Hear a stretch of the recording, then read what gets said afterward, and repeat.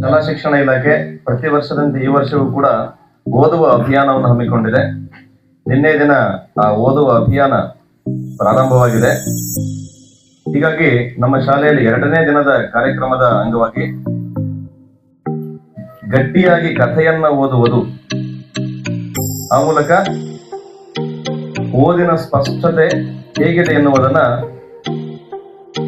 ತೋರಿಸುತ್ತಾ ಅಲ್ಲಿ ಬರುವ ಅಲ್ಪಪ್ರಾಣ, ಮಹಾಪ್ರಾಣಗಳು, ರಸಸ್ವರಗಳು, ದೀರ್ಘಸ್ವರಗಳು, ಒಟ್ಟಾರೆಯಾಗಿ ಭಾಷೆಯ ಗಟ್ಟಿ ಓದಿನ ಎಲ್ಲ ಕೌಶಲ್ಯಗಳನ್ನ ನೀವು ಅರಗಿಸಿಕೊಂಡು ಭಾಷೆಯಲ್ಲಿ ಪ್ರಾವೀಣ್ಯತೆಯನ್ನ ಪಡೆಯುವ ಉದ್ದೇಶದಿಂದ ಮತ್ತು ಓದಿನ ರುಚಿಯನ್ನ ಹೆಚ್ಚಿಸುವುದು ಮತ್ತು ಇನ್ನೊಬ್ಬರಿಗೆ ಸ್ಫೂರ್ತಿಯಾಗುವ ನಿಟ್ಟಿನಲ್ಲಿ ಶಾಲಾ ಶಿಕ್ಷಣ ಇಲಾಖೆ ಮಕ್ಕಳಿಗಾಗಿ ಕಾರ್ಯಕ್ರಮವನ್ನ ಆಯೋಜನೆ ಮಾಡಿದೆ. ಈ 21 ದಿನಗಳಲ್ಲಿ ಒಂದಿಷ್ಟು ಹೊಸ ಬದಲಾವಣೆಗಳನ್ನ ನಮ್ಮ ವಿದ್ಯಾರ್ಥಿಗಳಲ್ಲಿ ನಾವು ಅಪೇಕ್ಷೆ ಪಡ್ತಾ ಇದ್ದೀವಿ.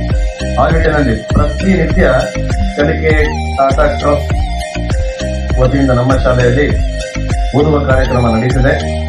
ತರಗತಿವಾರು ಗ್ರಂಥಾಲಯ ಚಟುವಟಿಕೆಗಳನ್ನು ಆಯೋಜನೆ ಮಾಡ್ತಾ ಇದ್ದೀವಿ. ಪುಸ್ತಕಗಳನ್ನ ತೆಗೆದುಕೊಂಡು ನೀವು ನಿಮ್ಮ ಲೈಬ್ರರಿಗಳಲ್ಲಿ, ನಿಮ್ಮ ಮನೆಗಳಲ್ಲಿ ನೀವು ಓದ್ತಾ ಇದ್ದೀರಿ. ಹಲವಾರು ವಿದ್ಯಾರ್ಥಿಗಳು ತಮ್ಮ ಸ್ವಂತ ಲೈಬ್ರರಿಯನ್ನು ಕೂಡ ಮನೆಯಲ್ಲಿ ಕೂಡ ಮಾಡಿಕೊಂಡಿದ್ದಾರೆ. ಆ ವಿದ್ಯಾರ್ಥಿಗಳಿಗೆ ನನ್ನ ಪರವಾಗಿ, FPMC ಪರವಾಗಿ ಅಭಿನಂದನೆಗಳು. ಮುಂದುವರೆದು ಪ್ರತಿನಿತ್ಯ ನಮ್ಮ ಶಾಲೆಯಲ್ಲಿ ಪುಸ್ತಕ ಪರಿಚಯ ಕಾರ್ಯಕ್ರಮವನ್ನು ಮಾಡ್ತಾ ಇದ್ದೀವಿ. ಓದು ಅಭಿಯಾನ 2025ರ ಒಂದು ಕಾರ್ಯಕ್ರಮದ ಭಾಗವಾಗಿ ನಮ್ಮ ಶಾಲೆಯಲ್ಲಿ 2ನೇ ದಿನದ ಕಾರ್ಯಕ್ರಮ ಪುಸ್ತಕ ಪರಿಚಯ, ಅದರೊಟ್ಟಿಗೆ ಗಟ್ಟಿ ಓದು ಎರಡನ್ನೂ ಸಹ ಮಾಡ್ತಿದ್ವಿ. ಈಗ ನಮ್ಮ 7ನೇ ತರಗತಿಯ ವಿದ್ಯಾರ್ಥಿನಿ ಕೀರ್ತನ ತಾನು ಒಂದು ಪುಸ್ತಕವನ್ನ ಮನೆಯಲ್ಲಿ ಓದಿ ಆ ಪುಸ್ತಕವನ್ನು ಸಂಪೂರ್ಣ ಅರಗಿಸಿಕೊಂಡು ನಿಮಗೆ ಆ ಪುಸ್ತಕವನ್ನ ಪರಿಚಯ ಮಾಡತಕ್ಕಂಥ ಕೆಲಸ ಮಾಡ್ತಿದ್ದಾರೆ. ಈಗ ಕೀರ್ತನ ಪುಸ್ತಕ ಪರಿಚಯ. ಚಟುವಟಿಕೆಯಲ್ಲಿ ಪುಸ್ತಕ ಪರಿಚಯ ಮಾಡುತ್ತಿದ್ದೇನೆ. ಪುಸ್ತಕದ ಹೆಸರು ಪುಟ್ಟಿಯು ಹಾರುತ್ತಿದ್ದಳು. ಇದನ್ನ ಬರೆದವರು ತಮ್ಮಣ್ಣ ಬೀಗಾರ್, ಚಿತ್ರವನ್ನು ಬಿಡಿಸಿದವರು ನಾನೀಸ್ ರಾಜ್. ಇದರಲ್ಲಿ ಬರ್ತಕ್ಕಂಥ ಪಾತ್ರಗಳು ಪುಟ್ಟಿ, ಅಮ್ಮ, ಪಕ್ಷಿಗಳು, ಹೂಗಳು, ಕ್ರಿಕೆಟ್ ಆಡುವ ಹುಡುಗರು. ಪುಟ್ಟಿ ಯಾವಾಗಲೂ ಬೇಗ ಏಳುತ್ತಾಳೆ. ಅವಳು ಬೇಗ ಎದ್ದು ಮನೆಯ ಮುಂದಿನ ಗೇಟಿನ ಹತ್ತಿರ ಬರುತ್ತಾಳೆ. ಅಲ್ಲಿಂದ ಗುಂಡದ ಮೇಲಿದ್ದ ಕಾಣುವ ಕೆಂಪು ಸೂರ್ಯನನ್ನು ನೋಡುವುದೆಂದರೆ ತುಂಬಾ ಖುಷಿ. ನೀವು ಮುಂದೆ ಓದಬೇಕನ್ನು ಗ್ರಂಥಾಲಯಕ್ಕೆ ಓದಿದ್ದು. ನನಗೆ ಇಷ್ಟವಾದ ಚಿತ್ರ ಗುಲಾಬಿ, ಯಾಕಂದರೆ ಅದು ತುಂಬಾ ಸುಂದರವಾಗಿರುತ್ತದೆ.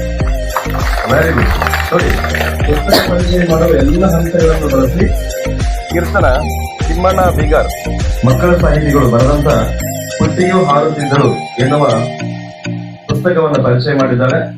ಮುಂದೆ ನೀವು ಈ ಪುಸ್ತಕವನ್ನು ಓದಬೇಕಂದ್ರೆ ಗ್ರಂಥಾಲಯದಲ್ಲಿ ಪುಸ್ತಕ ಇರುತ್ತದೆ. ಈ ಪುಸ್ತಕವನ್ನ ಓದಿ. ಬಹಳ ಆಸಕ್ತಿಕರವಾದ ಪುಸ್ತಕ. ಈ ಪುಸ್ತಕ ಭಾರತೀಯ ಪ್ರಕಾಶಕರ ಒಕ್ಕೂಟದಿಂದ ಅತ್ಯುತ್ತಮ ಮುದ್ರಣ ವಿನ್ಯಾಸ ಪ್ರಶಸ್ತಿಯನ್ನ ಪಡೆದಂತ ಕೃತಿ. ತಿಮ್ಮಣ್ಣ ಬೀಗಾರ್ ಅವರು ಉತ್ತರ ಕನ್ನಡ ಜಿಲ್ಲೆಯವರು, ಮಕ್ಕಳ ಸಾಹಿತಿ, ನನಗೆ ಅತ್ಯಂತ ಆತ್ಮೀಯರಾಗಿದ್ದಾರೆ. ನಮ್ಮ ವಿದ್ಯಾರ್ಥಿಗಳು ಆ ಸಾಹಿತಿಗೆ ಫೋನ್ ಮಾಡಿ ಪತ್ರ ಮುಖೇನ ಅವರನ್ನ ಸಂಪರ್ಕಿಸಿ ತಮ್ಮ ಅಭಿಪ್ರಾಯಗಳನ್ನ ಪುಸ್ತಕದ ಕುರಿತು, ಅವರ ಸಾಹಿತ್ಯ ರಚನೆ ಕುರಿತು ಹಮ್ಮಿಕೊಂಡಿದ್ದಾರೆ. ಆ ವಿದ್ಯಾರ್ಥಿಗಳಿಗೂ ಕೂಡ ತುಂಬಾ ಧನ್ಯವಾದಗಳು. ತಿಮ್ಮಣ್ಣ ಬೀಗಾರ ಇವರು ಬರೆದಂತಹ ಹಲವಾರು ಪುಸ್ತಕಗಳು ನಮ್ಮ ಶಾಲಾ ಲೈಬ್ರರಿಯಲ್ಲಿ ಲಭ್ಯ ಇದೆ. ಅದನ್ನ ನೀವು ಬಳಸ್ಕೊಂಡು ಚೆನ್ನಾಗಿ ಸಮಯ ಸಿಕ್ಕಾಗ ನೀವು ಓದಿ, ಓದಿನಲ್ಲಿ ಆಸಕ್ತಿಯನ್ನು ಹೆಚ್ಚಿಸಿಕೊಳ್ಳಿ. ಇದು ಈ ದಿನದ ಓದುವ ಅಭ್ಯಾಸ, ಓದಿನ ಆಸಕ್ತಿಯನ್ನು ಹೆಚ್ಚಿಸುವ ಕಾರ್ಯಕ್ರಮದ 2ನೇ ದಿನದ ಕಿರು ಪರಿಚಯ. ಒಟ್ಟಾರೆಯಾಗಿ ನಮ್ಮ ಈ ಓದು ಕರ್ನಾಟಕ ಓದುವ ಅಭ್ಯಾಸ, ಓದನ್ನ ಹೆಚ್ಚಿಸುವ ಕಾರ್ಯಕ್ರಮಗಳ ಉದ್ದೇಶ ಮಕ್ಕಳು ಚೆನ್ನಾಗಿ ಓದಲಿ ಎನ್ನುವ ಒಂದು ಕಾರಣ ಆಗಿರುತ್ತದೆ. ಹೀಗಾಗಿ ಈ ರೈಟ್ ಟು ರೀಡ್, ಓದುವ ಹಕ್ಕನ್ನ ಸರಿಯಾಗಿ ಬಳಸಿಕೊಂಡು ನೀವು ಚೆನ್ನಾಗಿ ಓದಿ ಜಗತ್ತಿಗೆ ನಿಮ್ಮಿಂದ ಶ್ರೇಷ್ಠ ಕೊಡುಗೆಗಳು ಮೂಡಿ ಬರಲಿ ಅಂತ ಆಶಿಸ್ತಾ ಈ ನನ್ನ ಕಾರ್ಯಕ್ರಮಕ್ಕೆ ವಿರಾಮ ಹೇಳ್ತಾ ಇದ್ದೇವೆ.